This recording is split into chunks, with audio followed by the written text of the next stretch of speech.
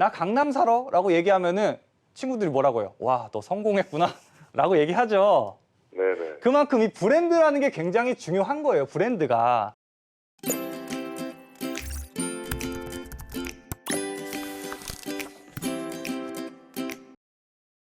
네, 안녕하세요. 네, 시청자님 안녕하세요. 반갑습니다. 네네. 네, 지금 사연을 쭉 읽어보니까 최근에 뭐 여러 가지 규제 때문에 이 세금에 대한 고민도 좀 깊어지시고 있는 것 같아요. 네. 네, 오늘 함께해 주시는 이사님은 어떤 의견을 갖고 계실지 바로 들어볼게요. 네. 네. 안녕하십니까. 반갑습니다, 시청자님. 네, 안녕하세요. 네, 반갑습니다. 네네. 걱정이 많으신 것 같아요. 목소리가 조금 좀 어두운 것 같은데. 네. 일단 세곡 푸르지오 아파트 보유하고 계신다고 하셨어요. 맞으신가요?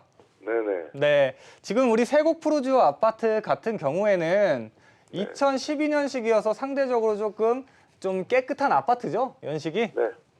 우리 시청자님 지금 요거 주택을 요거 하나 말고 혹시 다른 것도 보유하고 계신가요? 아니요. 아, 다른 건 보유하지 않으시고 여기는 네. 어쨌든 임대를 주시면서 다른 데 뭐 이제 사정 때문에 이제 다른 데로 이제 이 거주지로 옮기셨다는 거죠?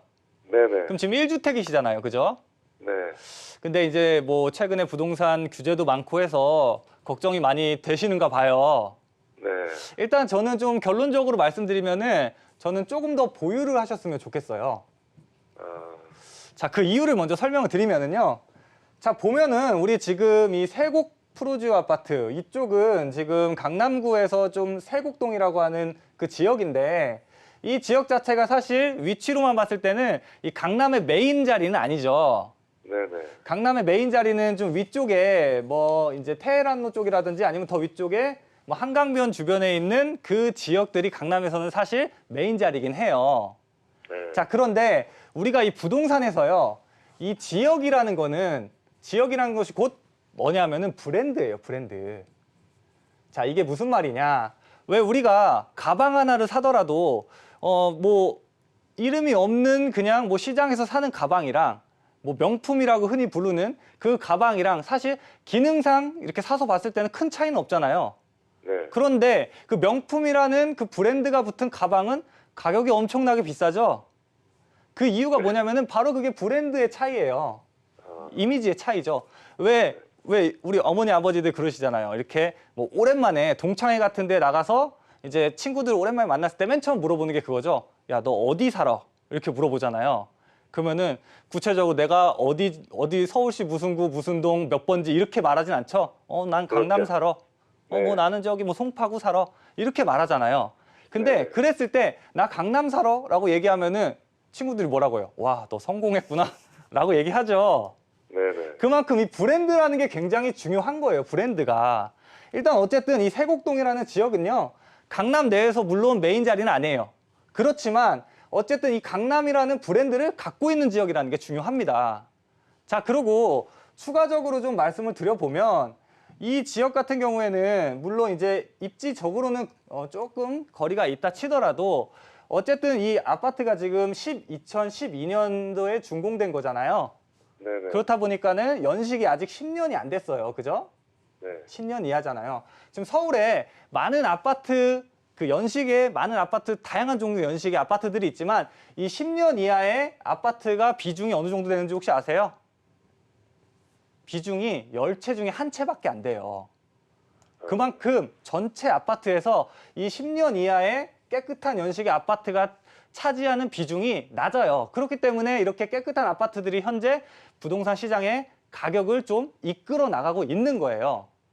자, 여기에다가 이렇게 좀 희귀성이 높다 보니까 아직도 좀 수요가 많이 유입될 수 있고요.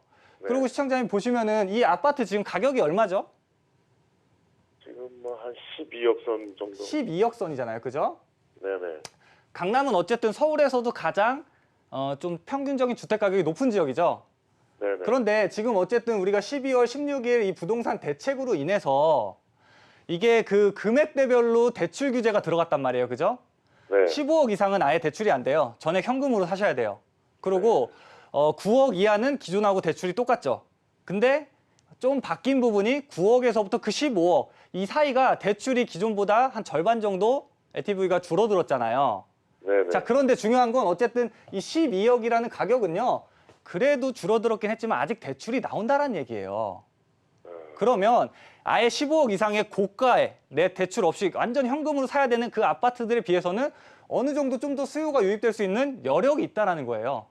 자, 여기에다가 지금 어쨌든 부동산 시장에서 많은 규제들이 일어나고 있는데 이 규제들은 결국 다주택자들의 초점을 맞춘 그 규제들이거든요. 그렇다 보니까 현 부동산 시장에서 가장 좀 이 현 부동산 시장을 좀 겪을 때 좀 타개할 수 있는 가장 좋은 방향은요, 전략은 어떤 거냐면 똘똘한 한 채라고 들어보셨죠? 네네. 예, 그 똘똘한 한 채 전략이 가장 중요한 시점이에요. 근데 이 부동산 시장에서 가장 똘똘한 아파트가 어떤 거냐면 강남에 있는 아파트고요. 그 중에서도 연식이 10년 이하인 신축급 깨끗한 이 아파트들이 가장 똘똘한 아파트라는 거죠. 그래서 지금 우리 시청자분은 사실 똘똘한 아파트를 갖고 계신 거나 마찬가지예요. 그렇다 보니까 너무 규제가 세게 들어간다는 이런 어떤 분위기 때문에 너무 위축되실 필요는 없고요. 지금 어쨌든 지금 연식이 괜찮은 아파트고 그래도 강남 내에서는 상대적으로 아직은 가격적으로 조금 저렴한 편의 아파트이기 때문에 좀 더 수요가 유입되면서 같이 상승할 수 있는 여력이 있거든요. 네네. 조금 더 보유하시고 뭐 한 3년에서 4년 이 정도는 더 보유하시다가 그때 시점에서 조금 매도를 고민하셔도 늦지 않아요. 좀 이렇게 의견 좀 정리해 드릴게요. 네네, 감사합니다. 네.